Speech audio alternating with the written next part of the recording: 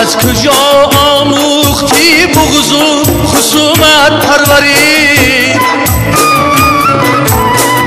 تخت های تو بخی زبانت بیشکند، شادمانی از حسابی روزهای سختی من. هر قدر خواهی ستم کن آرمانت بیشکند،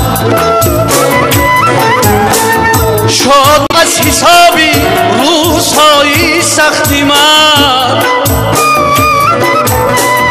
هر قدر خواهی ستم کن آرمانت بیشکند.